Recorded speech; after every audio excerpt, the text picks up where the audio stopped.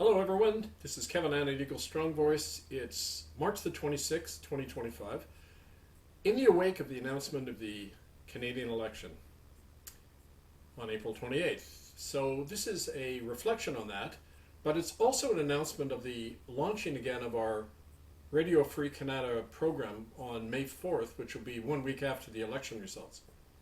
But here's the commentary with more to come. It's entitled To Be or to Vote in the Great White North, Sovereign Thoughts on the Canadian Election. I start out with a quote from Will Rogers when he said, "When you mark a ballot, it's like you're signing a blank check over to a stranger. Some folks call that voting. I call it being plain dumb." And one of our forebears, William Lyon Mackenzie, in 1837 wrote, "The voters of this land appear to have a choice between Tweedledum Tories and Tweedledee reformers. But in truth, regardless of the outcome, all the electors will simply be ratifying the rule of a foreign king over them. Until responsible government replaces this tyrannical charade and the people come of age and learn to govern themselves, the Canadas will remain but a pallid colony of other nations." Too true. Well, Canadians never cause much of a stir at election time. I like to think that's because they know the game is rigged, and they don't bother to place much of a bet on it. But hard experience says, au contraire, Canucks are raised to be placid and orderly. After all, who wouldn't be when they're taught from day one that they aren't citizens but subjects of a make-believe potentate called the Crown? When I was 8 years old, I was strapped 10 times with a leather belt by our school headmaster when I laughed during the singing of God Save the Queen. Long to reign over us seemed to me to be a stupid idea, but the strap said otherwise. Canadians learn early on not to mock rule by decree. All that came to mind the other day when Prime Minister Carney asked his boss, the Governor General, to dissolve Parliament and call a national election. Well, wait a minute, back up the bus there, hosers. Why does one guy, or in this case one woman, get to shut down all those members of Parliament just like that? The answer, because the whole lot of them, from the GG on down, take their oath of allegiance not to a constitution, or to the law, or, God forbid, to the people, but to an inbred clown with a crown over in London named Charlie Windsor. Every politician, cop, and judge in Canada is answerable to him and to him alone. Now, would you vote for such an absurd, unaccountable arrangement? The situation is a lot like my old high school student council in Vancouver many years ago. Sure, we kids got to elect our representatives to sit on the student council, but that body was supervised and run by our school's vice principal, an old fart who could nullify any decision we made if he didn't like it.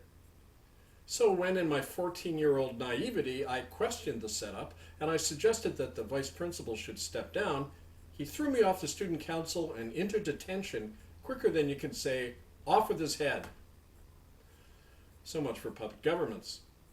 Well, apparently not for Canadians who dutifully flock to the polling booths every 4 or 5 years to elect first Tories, then Liberals, then Tories again, like a dog habitually licking the hand of a kingly master.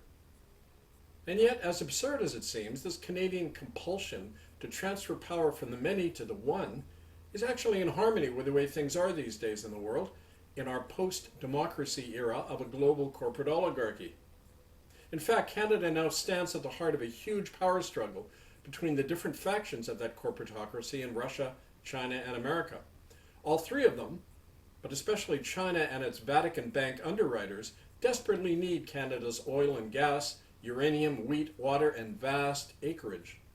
And with Chairman Trump's manic pledge to annex Canada and create a new Yankee imperium, the stakes in the world's oldest game have suddenly been raised through the roof. In this light, and with Canada's federal election just a month away, every political candidate in sight is waving the maple leaf and bombastically declaring their intention to defend Canadian sovereignty. Excuse me? What Canadian sovereignty? I can hear Charlie Windsor laughing up his sleeve over that remark. As one of the most foreign-owned economies in the world, Canada has always been a resource pipeline for some empire and the hand puppet of its ruler.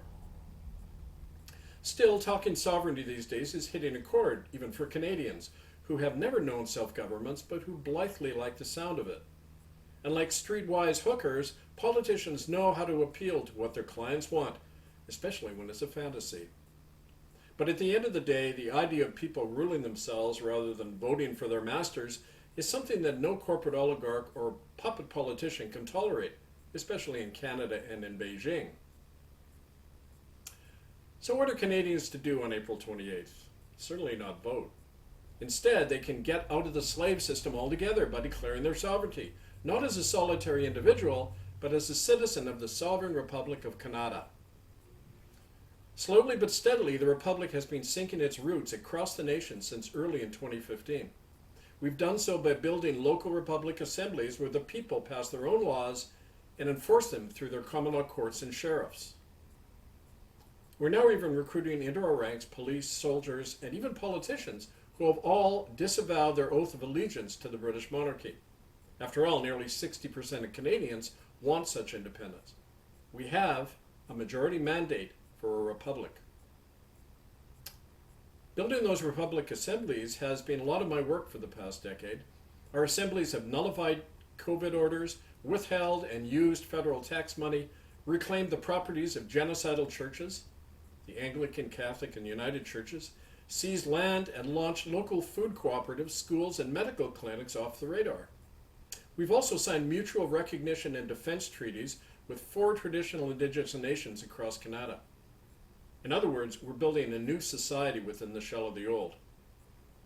Throughout all this work, I've seen up close how Canadians can shed their learned dependence in slavery when they're given a working alternative. And that lesson and our example is spreading now to other countries as we unite sovereign communities on 4 continents in our Global Republic Alliance movement.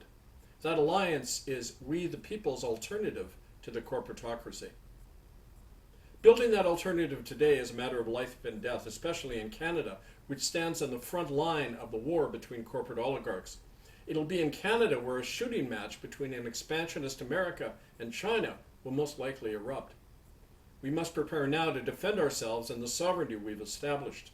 And so 1 week after the Canadian election, our republic will be relaunching its public voice, Radio Free Canada, on Sunday, May 4th at 12 noon Eastern Time. This show will be a source of news and analysis for freedom fighters everywhere, but it will also act as a practical school for training and teaching the next generation of sovereign citizens. Tune in on that day, May 4th, 12 noon Eastern Time, and on the first and third Sundays of every month at bbsradio.com/Radio Free Canada. We've also just issued this really important handbook on personal, political, and spiritual sovereignty entitled Governing Ourselves, which you can get from me, Angelfire101 at protonmail.com or through amazon.com. Along with our other books, the basic books you need to get, The Case for Canada and our Common Law Training Manual, Governing Ourselves is an indispensable weapon to help us move from talk to action. Well, as Napoleon said, in every war there is but one favorable moment. The great art is to seize it. We are at such a moment in history. To seize it, we have to begin to think operationally and not theoretically, by ignoring the old system altogether and building the new republic.